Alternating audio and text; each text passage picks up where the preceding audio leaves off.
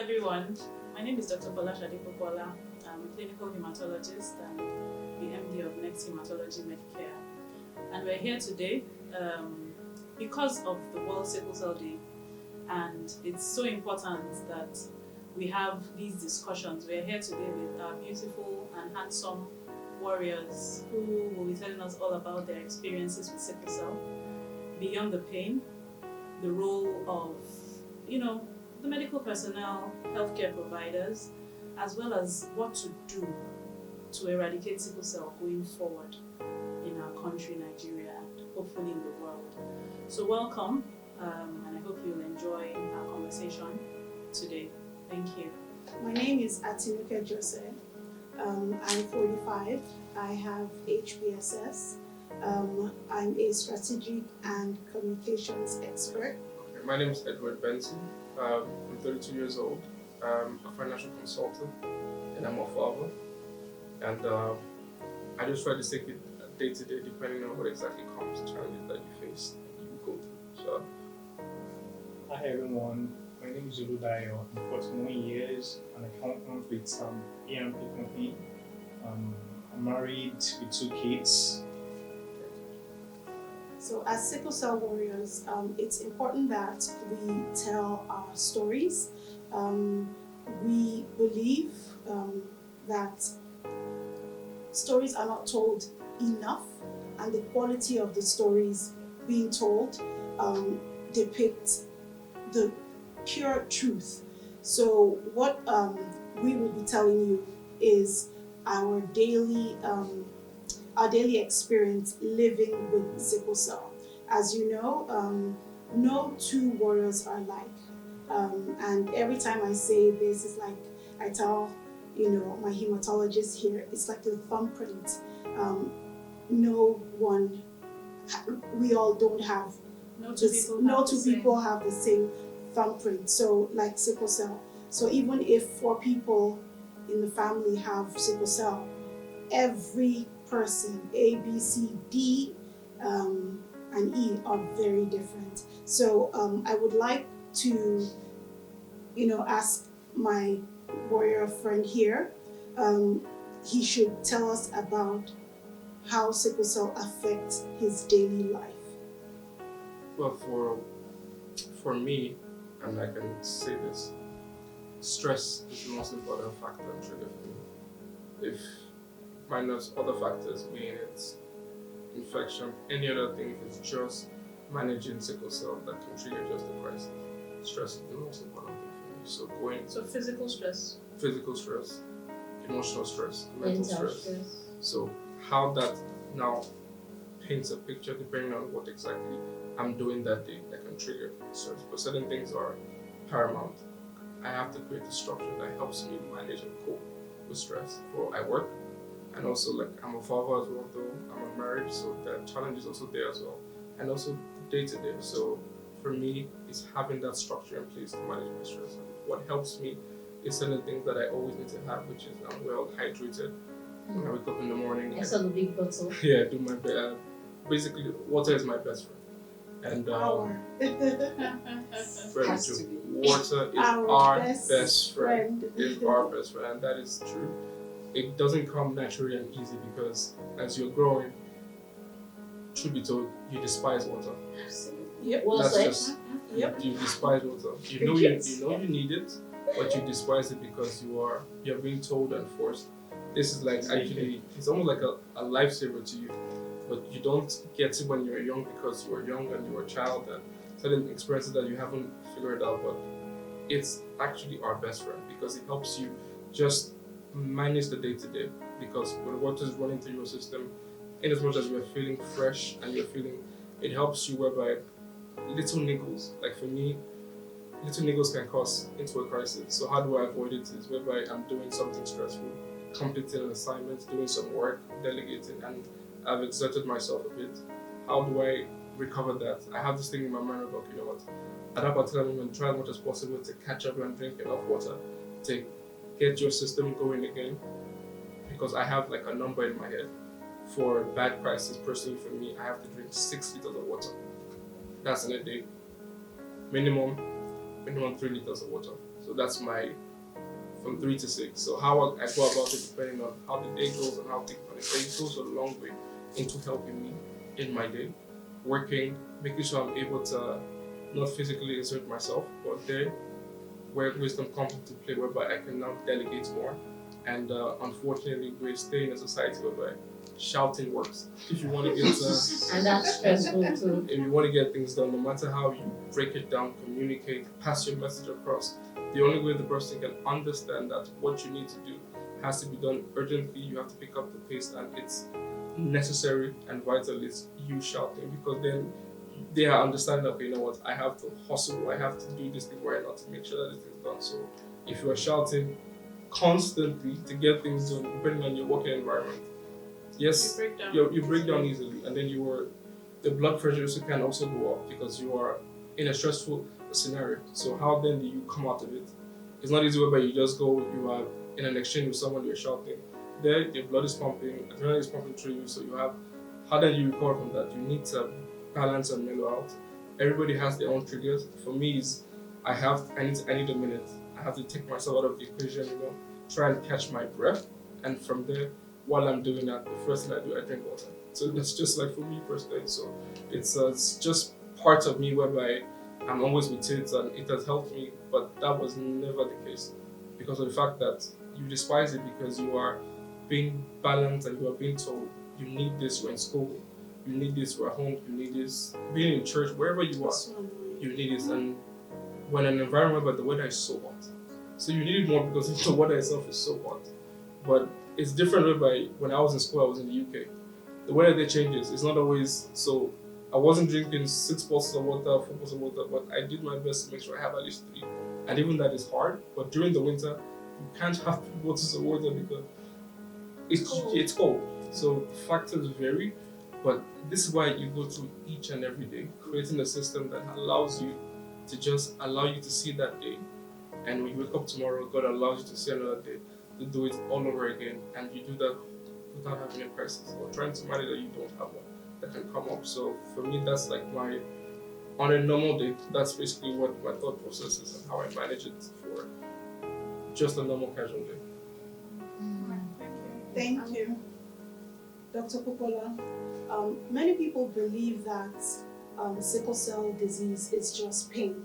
Can you please explain to everyone how it presents itself and what steps they can take to manage it during the steady state, which is the day-to-day? Thank you, Atinuke. So yeah, sickle cell is associated with pain. And of course, many people, in most people, that's usually how it would present. But surprisingly, for many people, so they don't have any pain. And I tell my patients that don't have pain that is actually sometimes troublesome. Because when you have pain, you find yourself in the hospital every now and then, and you have to run tests. So when you run tests, you get your organs checked. You get your basic things checked. So people that don't have pain end up many times coming with organ failure. So they come with kidney failure because nobody has ever really checked. Some people tell you they've never been to the hospital. They just know they have sickle cell, they've been managing, and they've been fine. So yeah, sickle cell is not just about the pain. Sometimes it's a stroke that it presents with in a child. So imagine a 4-year-old who was otherwise playful, brilliant, top of their class, doing well, suddenly wakes up and cannot move his right arm and leg and cannot talk anymore. And sometimes they never recover. So sometimes it starts with a stroke. Sometimes it's an acute chest syndrome where they can't breathe. Sometimes it's one bad infection and it's somewhere in the bone that takes forever to find. So sickle cell, yes, even though that is what everybody seems to know it for, it doesn't come with just that. It comes with so many other things. It can present in so many other ways. And that is why when you're talking about quickly detecting sickle cell, you don't want to wait till the patient has any symptoms. That's where the newborn screening comes in, right? Yes. And I know that we'll still be talking about other things going forward. Thank you. Thank you. So what do you think or what do you wish your friends and family knew about how you manage sickle cell? What do you wish they knew? What would you like to tell them about you managing sickle cell? Okay, so for me, it's okay. I would say like 90% of my friends do not know I have this. In fact, it got so bad that even where I worked before the current place, nobody knew. Even my current workplace, not until recently that I had to have this one-on-one conversation with my manager, because for someone like me, I could be having crisis and I'll still be at work doing my thing. I'll be doing it, I'll be feeling the pain. The person sitting next to me would not know, because I don't want to be seen as weak. Yes. Lazy, tired. I don't exactly, I don't want someone pitying me. So I'd rather just, take the pain in. So I hardly tell people, aside from my immediate family and just one or two friends, and not until recently that, in fact, it took the effort of my wife to follow me to my current workplace to say, guy, enough.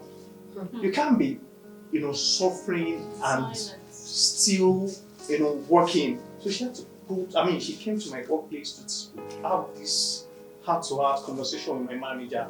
Like, this is what this guy is going through. Because, they will just say that this guy is all, up and about.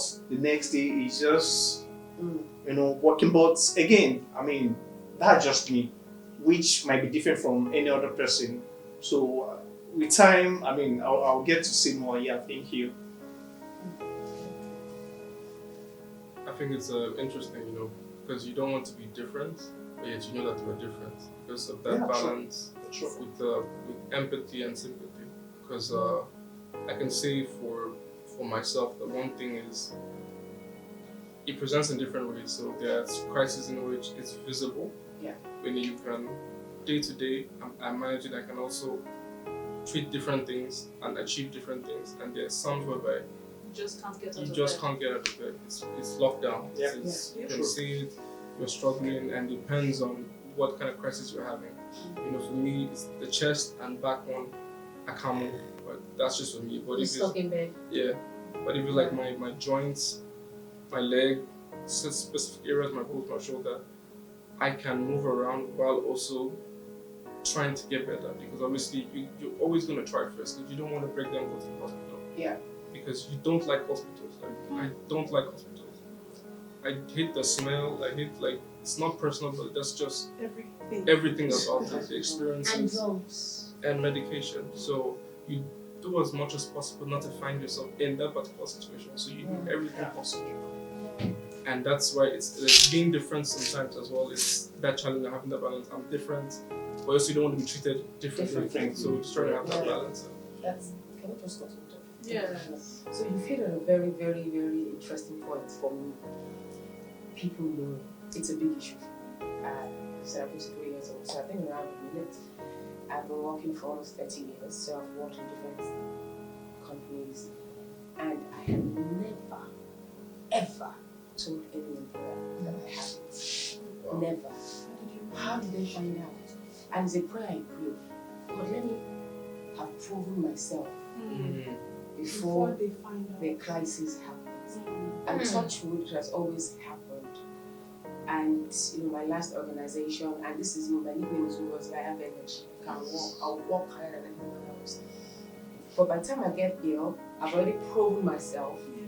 So my mind is like, what can you do about it? And I really hate the pity. Because even people that you think are close to you, they're so ignorant.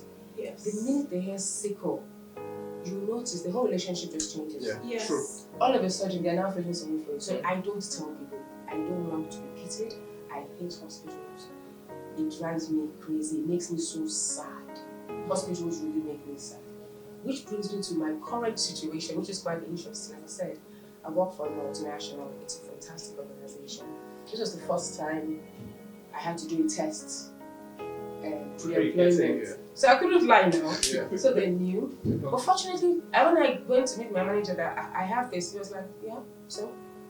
But I kept it quiet. I made sure I proved Your myself. worth, So, because I'm in a situation right now, I just had my total left hip replacement done 3 months ago. And for me, even after 6 years, after proving, after rising to the top of my career, I had a big issue in telling them that I have sickle, and because of that, this is what's going on. I finally told the people that needed to know, and they were all fantastic. My organization was fantastic, but I still always felt they're going to feel sorry for me. So I'm at another situation. I'm going to have another surgery. I'm still thinking of how I'm going to tell them, but I feel you, and people feeling sorry for you. And your job, Yes. Like I said, they're all different. Yeah. And it's so funny when you said it's, the smell of the hospital, coming in. That's totally different for me. Interesting. Wow. For me, if I'm having crisis and I'm out there, trust me, if you don't know me, you wouldn't know that, oh, this guy is going through this. My mind is, okay, let me just get to the hospital. The moment I step into the hospital, at least I know that, okay, I'm Relief yeah. is on the I wouldn't Something mind, else. exhibiting that pain, like, I need I need help. I'm safe. Wow. Your safe zone. Exactly, that's my safe zone. But outside the hospital, as you're looking at me, I might be in terrible crisis, I'll street drive. I'll street drive, like, I will be in terrible crisis, I'll still do things normal people do. Yes. Because, I look at it as, nobody can actually help me. Yes. So Yes. why do I want to, Help yourself. except in some very rare cases where you would know that, okay, at this point, really, there's really nothing I can do. Yeah. But those are really rare Try cases. not to be helpful. Yeah. I remember sometime at work, I had like 2 major presentations. And I went for it. I went for the first one was around 10, the second one was around 4 o'clock. So I went for the one around 10. Unfortunately, my office was in Okwebi then. So between the first one and the second one, I quickly went to Lasso, a friend of mine was working there. And I was in pain, he knew. When I got there, I was screaming, almost fainting. He gave me my pen, tampon, everything. I went back to the office. Yep. And I did my presentation. Yep. On so many occasions. 100%. So you know how You're a soldier. when you take those drugs, so they can become. So I just said, Twin, do you drink? I said, no, sir, I don't drink. I did my presentation. You were a little bit high. I said, Twin, are you okay? And everybody clapped after the presentation. When I got to the house, I fell on the bed. Yes. So yes. Big boy. You're knackered. Oh. Yes. Yes. Go on. So I would like to go into the deep end of the pool, which we all have on our minds, is under treatment. Dr. Popola, we here are all your patients, but we are not other people's patients. And so when we get to those other healthcare facilities,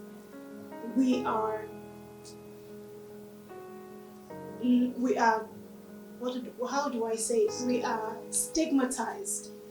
So can you tell us, or can you share with us why that happens? Because yes, no two warriors are alike, but why would they now generalize and stigmatize even though no two warriors are alike?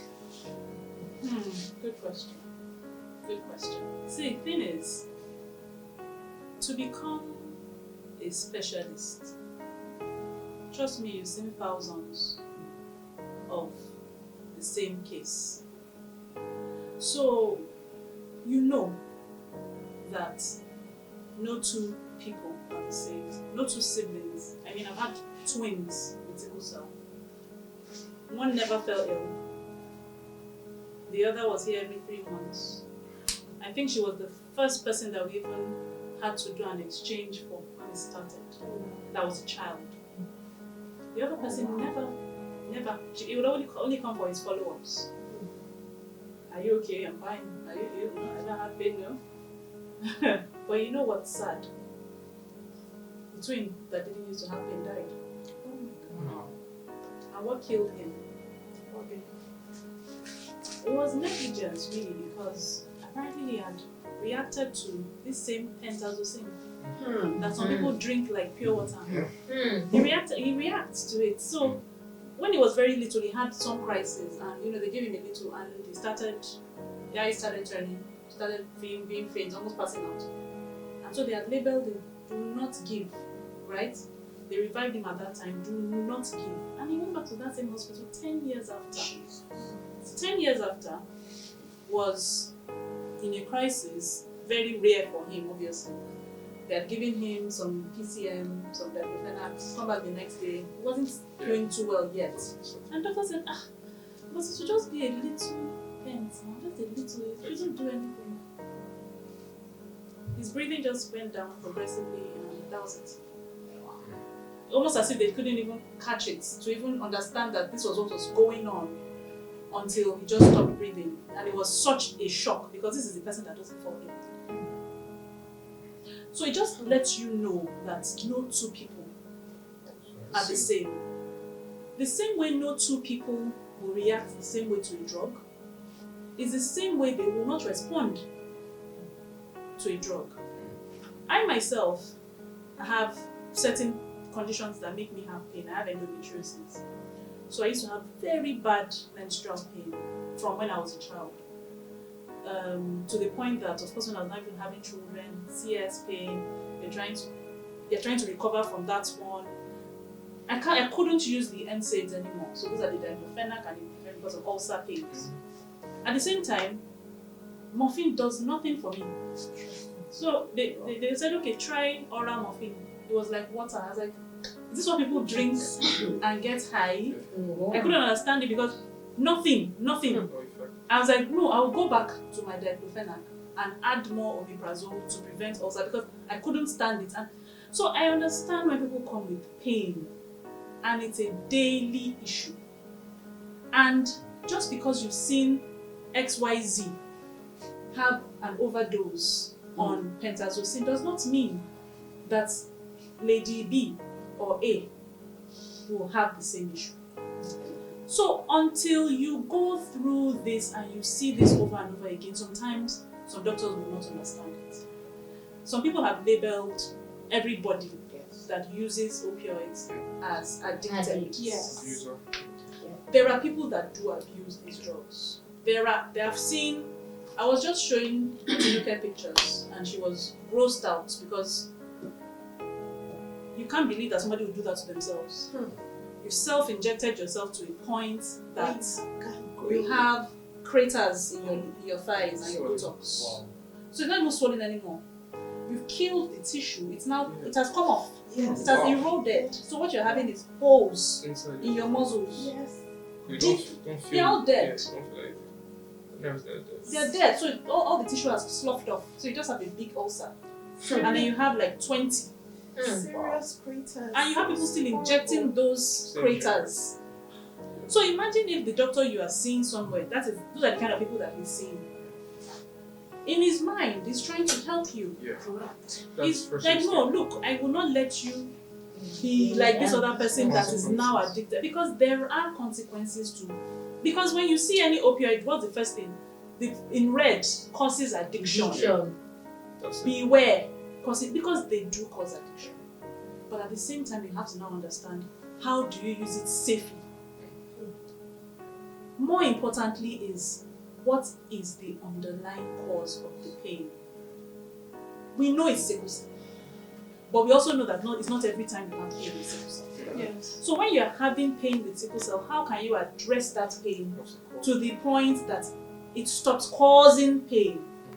Address that underlying, is it infection? Is it that the sickle cells are too clogged up together for whatever reason and they are blocking the circulation? In the case of stroke, in the case of acute chest syndrome, how do you get them out? Which is where our fantastic apheresis machine comes in.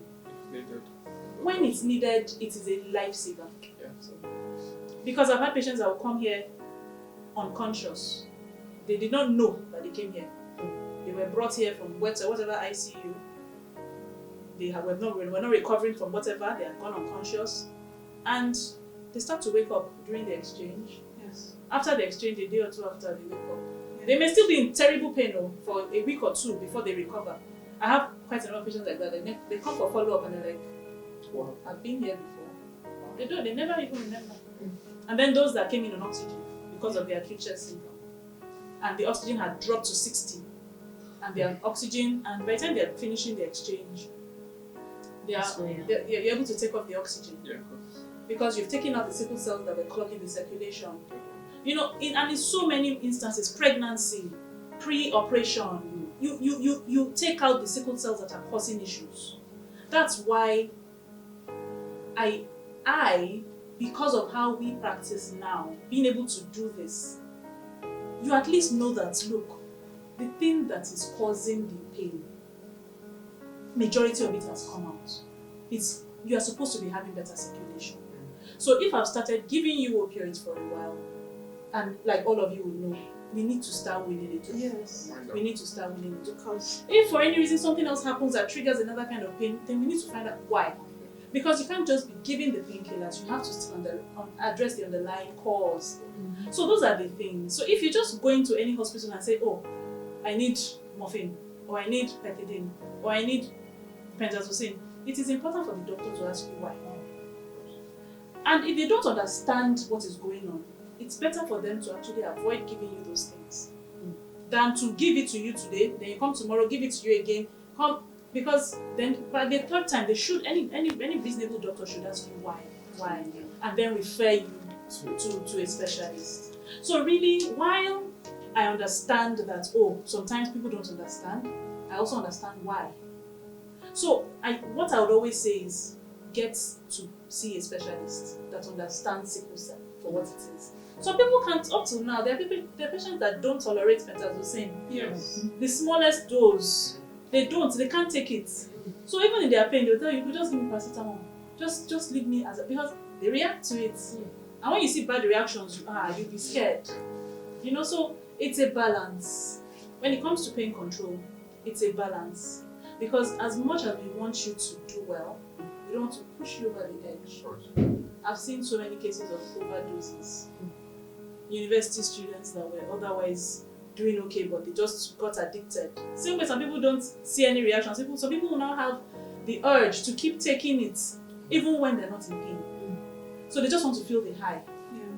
And so they're not in pain, but just give me. So next thing that happens is they start looking for it. Go to chemists, get it delivered. You'll be shocked about how people get these things. And next thing, they're injecting themselves. Next thing, from 2 vials, it becomes 5 vials at a time. It becomes 10. 10. It's disgusting. At At once. Once. Yes. So these things happen. And so you see things and you're like, no. Somebody somewhere had made it so that it seemed that it was normal for you to keep taking it. So all of these things have to go with caution. That's why I think emphasizing that is so important. Be with a specialist that understands you. And so they can also caution you when they see that it's getting too much. It is not normal anymore. It's not because of pain anymore. If you've done every other thing you're supposed to be doing, you've treated the infection, you've taken out the sickle cells, we've hydrated, you should be getting better. What exactly is going on that we should still be worried about? I think it's so interesting when this question was asked. The most important thing, the line thing that we need to, that I always think is important is trust. Yes. Trust goes both ways for doctors and us, their patients. Very important. Very, very important. The most problems I have, and I can see this in Nigeria because most of the issues I had there was some of them have God complexes that they attain from how they struggle to get that expertise, what they went through to get it. And that in itself is pride, truthfully. When you go to school, you have a degree, you are proud of that. So they have their own expertise. But the most important thing is, when you say it goes both ways, you have to also deal with someone that also understands his own body. Because as you are growing, the one thing that happens to you, for me, was my sacrifice came from painful experiences. Yes. That was how I get to understand my body.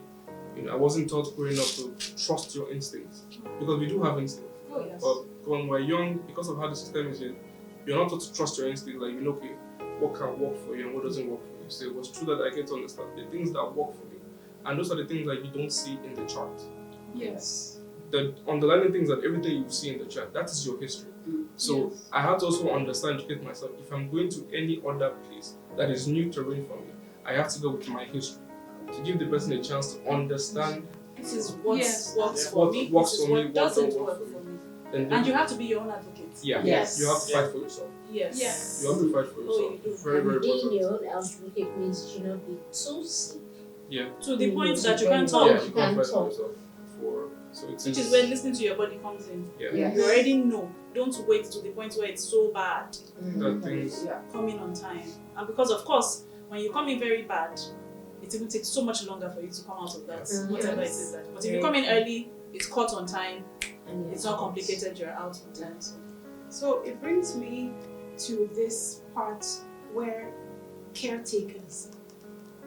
Whereas let's just keep, each say one or two things about our caretakers, because we know our bodies, we advocate for ourselves.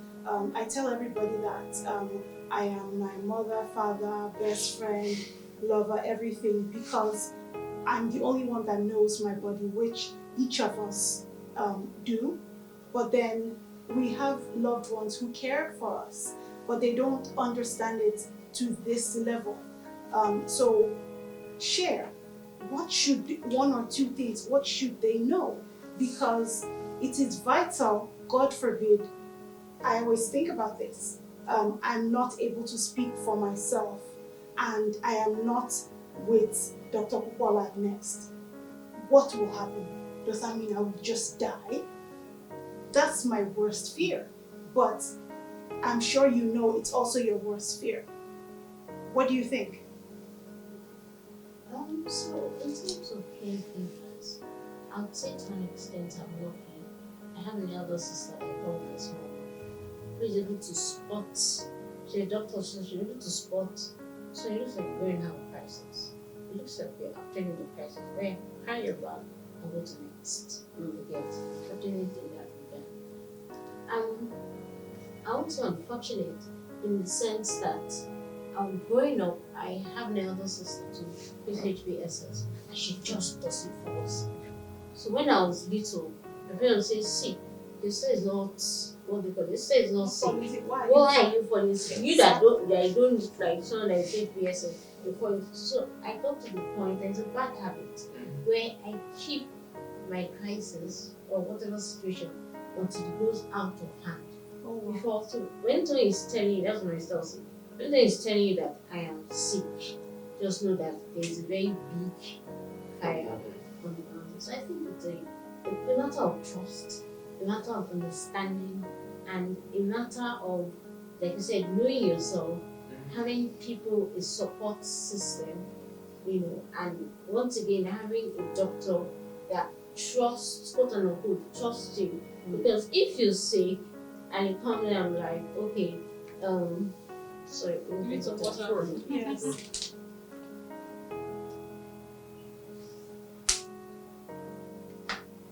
So if you're sick, you come to the hospital and you say, morphine, like my last experience, I'm saying, morphine is not working for me. They say, oh, morphine is a top class drug. Exactly. Everybody that takes morphine survives. And I'm like, right now, so it's working for me. Yes. So we have to have caregivers that trust us, and we also Fight for have to us. fight for I think ourselves. one thing that you've said there, and I can't speak for everyone, but I don't know if everyone does this. Like, there is a test I give myself if I'm in a situation whereby I'm not going to like my hematologist or the hospital that I know. So for me, the first thing is when I'm seeing a doctor is the first thing I do if a doctor is gonna help me or not is, are you gonna listen to me or are you just gonna talk? Yes. That's my Because test as well. Deep. My chart is there. You are seeing my chart. But what gives you the full picture is also my knowledge of knowing my body. So that gives me, okay, you know what, this is a list I can trust this person, I can be safe with this person, whereby I can also help myself. And for also with Dr. Popola, when I first came, that also was the test I also did. I don't know if you know, but it's where I go everywhere in the world because I need you to help me, but I also have to help myself, but you have to be able to listen to me. I know that yes, we are all different people. What works for me will not work for somebody else. But certain things that we all share, we all go through a certain period of time. So that trust is so crucial. And we don't have it there because it's so sad. For me, like hearing the stories of like my dad, and I think this one thing that my parents had is whenever I felt sick, it was war. Because as a father now I understand it because you have hospital bills and not from the say that they hate you or anything, but they want you to be aware. Like when you are feeling the signs, say something. Yes. And as a child, I would just be in my room, I would just be bearing the pain. So it's only they come whether it's so bad, either I can't walk or I can't even talk. So I didn't know that was the one thing that really, really. But when you're a bit older, you understand it. Like why not speak when you are? When you're still fine. When you have the effect of you're always looking up, because you know it's shouting, it's fight, like things that even in the hospitals of the out of frustration. So you're having that balance of. That's why I was a bit scared when I was growing up not to talk. But when I got to the older, I saw it. You have to speak. You can't just be suffering and then you just see much pain because then you lose control. Yeah. The doctor cannot listen to you when you can't talk. So for Dr. Popola, please tell us, about the hand in hand, because not just mental health for us, mental health for our parents, our caregivers, The doctors. and the doctors as well. So please talk about that because sometimes I want because we're talking today though, and you're like, oh, you don't know how I do it. I don't think about it too much. I wake up. It's not by my power, by my might. It's God's will. Okay, so what to do next? One step at a time. One step at a time. Okay. You have kids, you have home fronts, you have patients with different levels of challenges. Today, we're all here sitting, laughing and talking. Tomorrow it could be a case of, this pain, and it's not just you. It's you and maybe 5 or 6 other people at the same time. So there's a lot going on. And then, of course, you are your own self too. Yes. You have your own stuff going on. And we are all different. So the way each of us handles challenges is so different. So even for my colleagues and family, and people say, "Oh, Shade, how do you even manage to run a health care facility in Nigeria?" Of course, we know that's crazy. Yes. But for me, not so much of a big deal because of God's grace and the kind of personality that one has. And so you're able to do these things, but you have to also know your limits. That's why I have my off days. That's why I just cannot show up some days. So that's why nurses are doing shifts, so it's easy for them. They too have not been here for 3 days. You have to take yourself out of certain situations and also reboot, refresh yourself. It's the same way. So some people can do it on their own. Some people need somebody to talk to.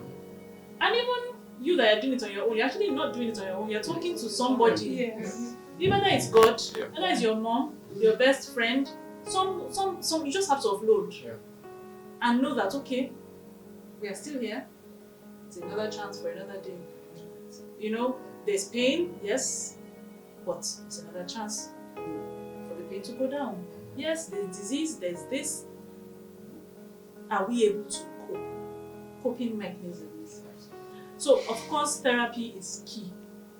Not just therapy. When you now need medication for mental health, please use your medication.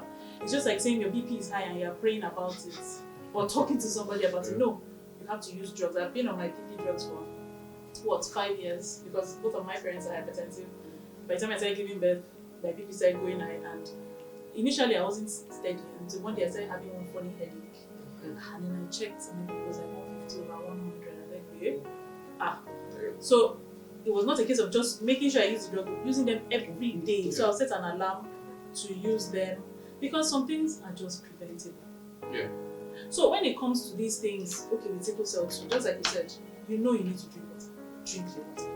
You need to use certain medication. Use the medication. Sometimes the medication will cause their own side effects. Yes.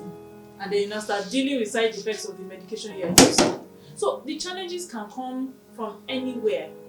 But like I said, you've woken up again today. Okay, dear Lord, take me through. Take me through.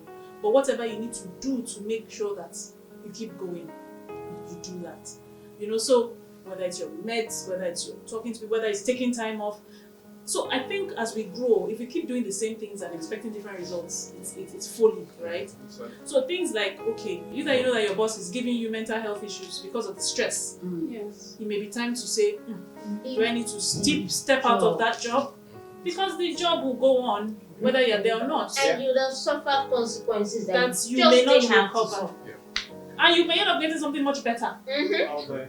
But the fear of the unknown many times is what's our problem. Oh, I what agree. will happen? What will happen? Nothing will happen. Probably better things will even happen. And it always gets better, contrary to what you think. But then healthcare in Nigeria is really expensive. True.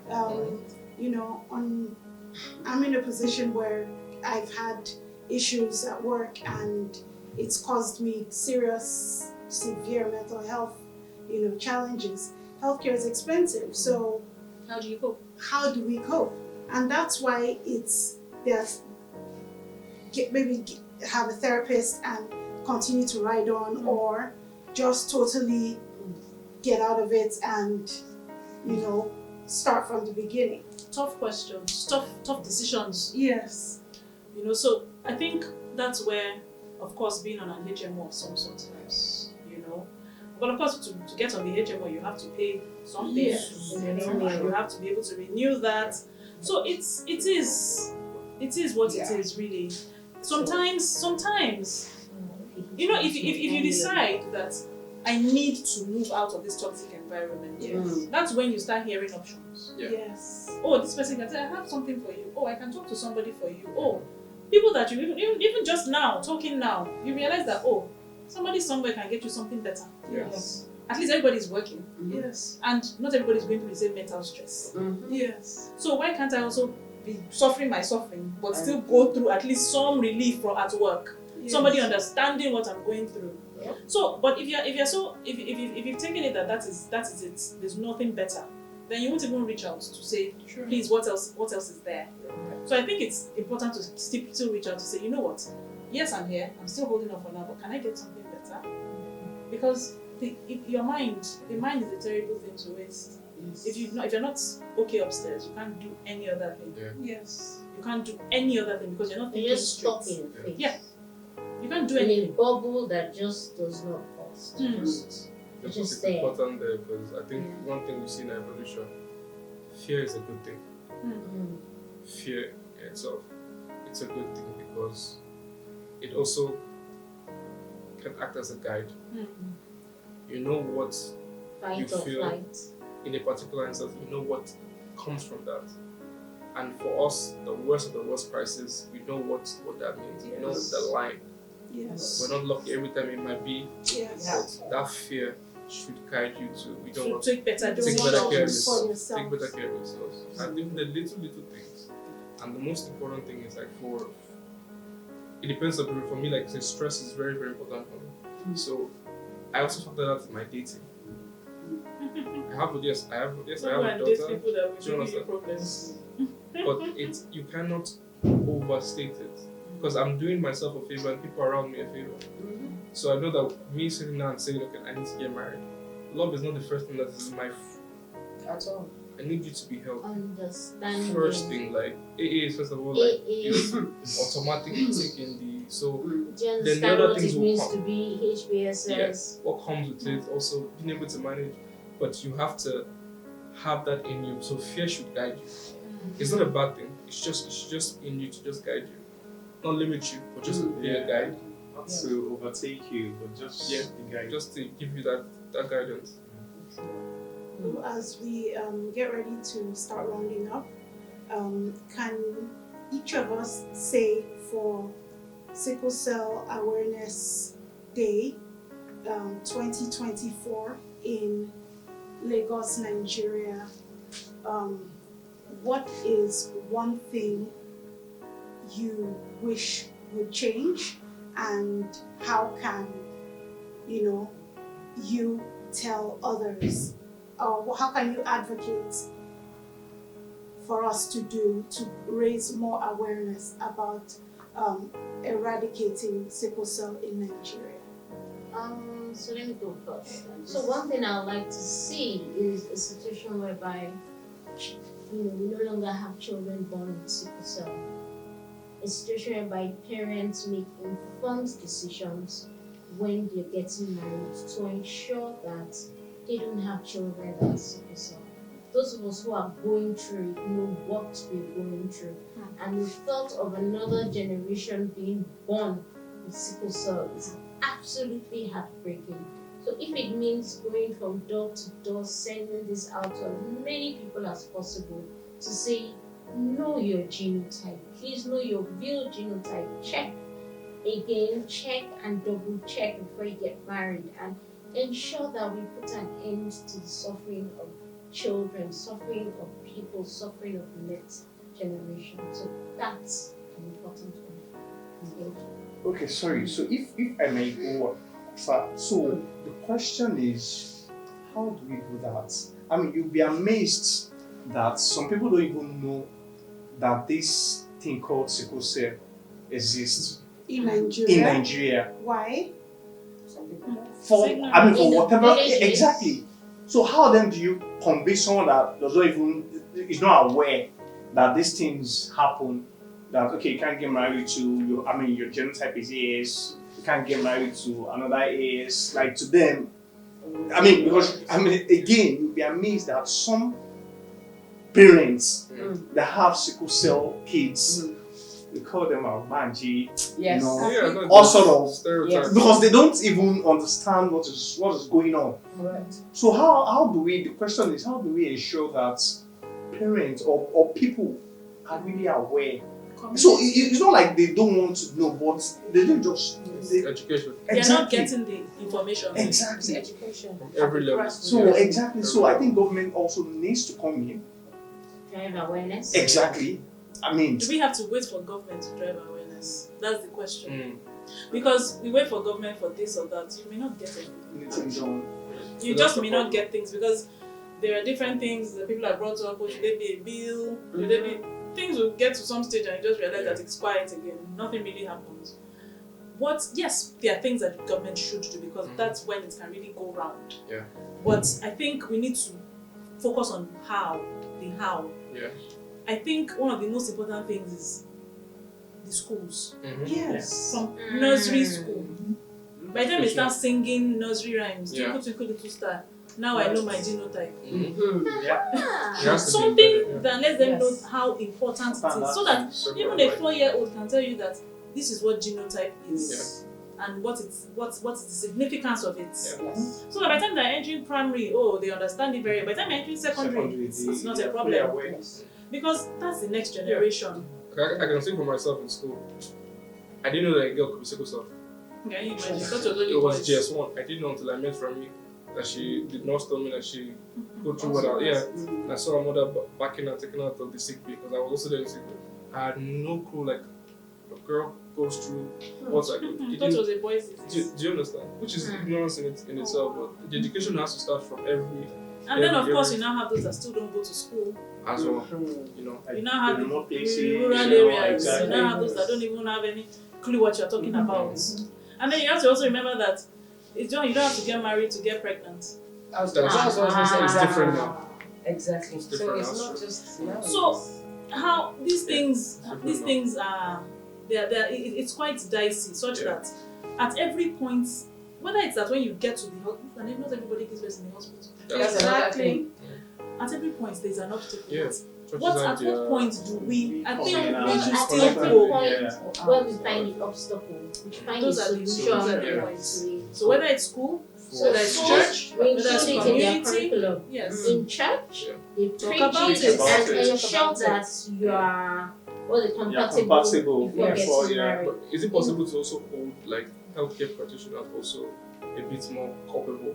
Like I would say this too.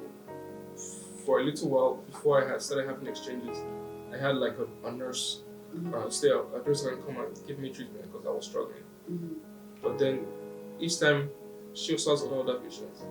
And what personally for me, without having my own situation, I was in so much crisis and she came over, she was treating me, but she was so late and I was so angry because I'm in so much pain and everything. And then She breaks down to me what exactly she's doing with her life. She goes to treat a man that is in his 60s. Him, his wife, 4 children, all of them are sickle cell. Oh my Wow. God. All 4. Oh my God. She's giving him, I think I was saying 90 milligram, 60. She's giving the wife 60-40. Giving the kids 30. They are sure she's coming up with every one of them were having crisis, so she went to treat every one of them. That's why she spent so long. The man there is defending, of course, his foolishness because he's paying for his entire family getting treatment. So as she gives me this information, that was the last time I saw her. And it's not her fault, but I couldn't process that. Even yes, I'm in so much pain, and she just kept telling me that was the last time I used that because I held that couple with something that You shouldn't. I shouldn't have because she's a hustle and everything. But at that particular moment, I couldn't process it. I said, no, I can't see you again because it stuck with me mentally. So you have instances whereby that we're forcing ignorance sometimes with stubbornness. And most of you, and if you ask anybody, what are the single traits of sickle cell? We're all stubborn. We are strong head. Thank you. We're all strong head. Very well said. We all have strong head. We want to do things.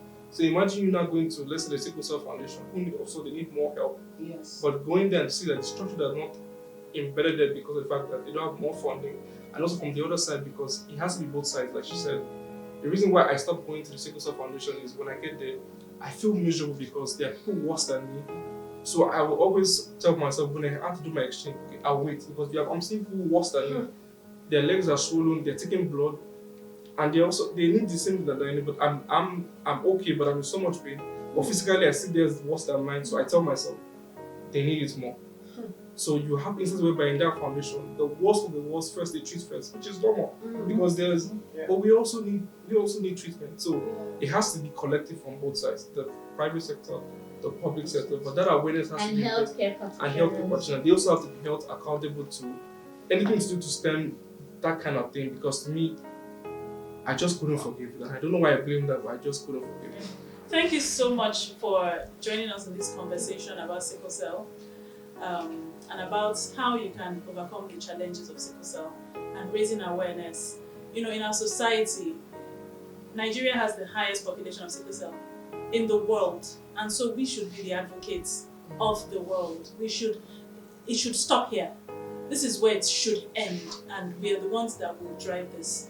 And I pray that going forward, when we're looking at this 10 years from now, 20 years from now, what we want to see is that the existence of sickle cell starts to wane off, starts to die off. And an interesting question was asked about how did this S gene, how did it come about in the first place?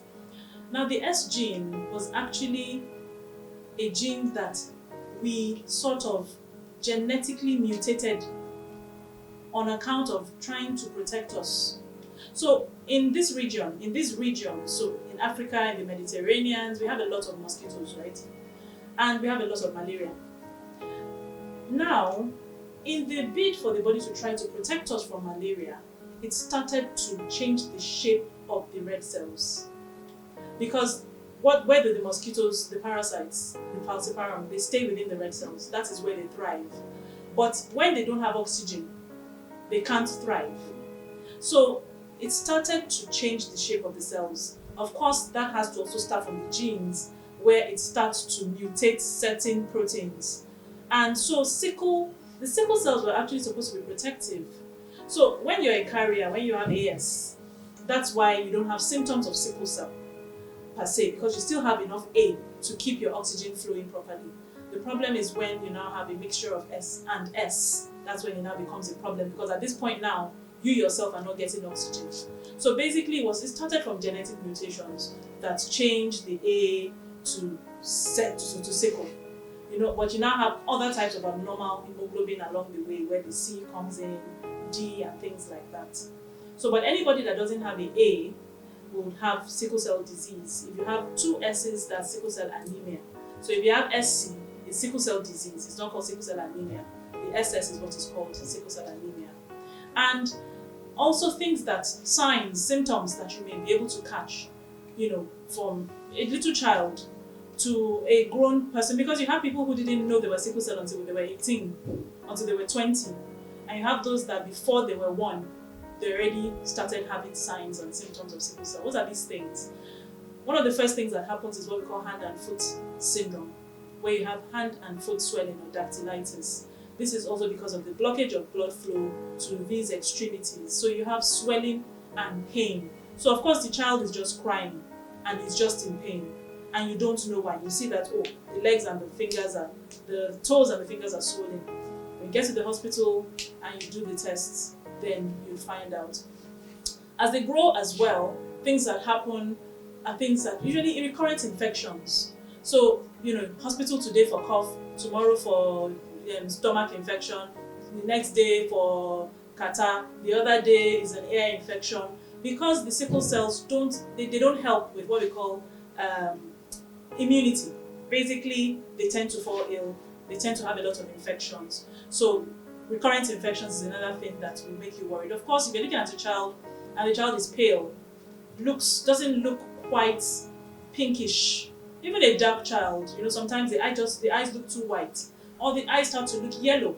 So it could be jaundice. So these kind of things may help you tell. Remember that many people don't have those features. But you then have those that also have what we call natopathy, or things that cause your bones to project. So your upper jaw can project more than your lower jaw, or your forehead is much bigger than the other parts of your body. You just have a certain fascia that we call it a fascia, that makes you look a little different, you may suspect. Then again, as they grow up, the spleen many times can enlarge, because the spleen is an organ that helps to mop up abnormal red cells or abnormal cells in the body. So when it's trying to mop up it actually tries to mop up the sickle cells because it sees it as abnormal. And what happens is that the spleen starts to swell up. So you see a child whose tummy is really big, and at that time, usually their blood levels drop very low, and they're very weak, very exhausted. They have to be taken to the hospital. Many times they have to be transfused because the blood level drops, boom, during that time. So that's something that you can also see at certain points in time. Of course, not everybody has this. And as adults, what happens is that the spleen actually starts to shrink, because the blood supply to the spleen starts to cut off the spleen itself. So in most adults, they actually don't have a spleen anymore. So these are some of the things that you see. Of course, we've talked about crisis, pain, bone pain. This is also very common. So if you have a child that's constantly around Romi, in Yoruba, in other, it's just bone pain all the time. Maybe especially in cold season, rainy season, or very hot weather as well, yes. Or exam period. When they're stressed, things are happening, it's pain that brings them in. So you have that as well. So these are the sort of things that you see. Of course, in the extreme cases is when you now have really bad issues. They can't breathe, they had a stroke, they can no longer move certain parts of the body or talk. Those are now more extreme situations, So these are things that may help one to check. But I think, first of all, when these things are prevented from happening, in terms of this awareness that we've talked about, hopefully we'll start to see less and less of these things. But I think it's important for people to also know, these things in children, as well as growing children and adults. Thank you very much for joining us. We hope to be able to do more as we go on, God willing. I know God will help us to be able to do more, to be able to really make a good impact in our society, because it needs to stop. Sickle cell needs to stop. The birth of children with sickle cell needs to stop. And it starts with us. But even as you're living with sickle cell, please know that you can do everything, that you can live a good quality of life. What's most important is making sure that you're seeing the correct specialist. You're doing the things on your own end that you should be doing. While you're praying, please also do the things you're supposed to be doing. All the things we've talked about, from hydration to prevention of excess stress, to using medication recommended, to checking your organs regularly. All these things are extremely important to your mental health. Making sure you take care of that. These are extremely important things. And we hope that this video helps to educate everyone out there, whoever you are, so that when you have people with sickle cell around you, you have empathy. You have empathy.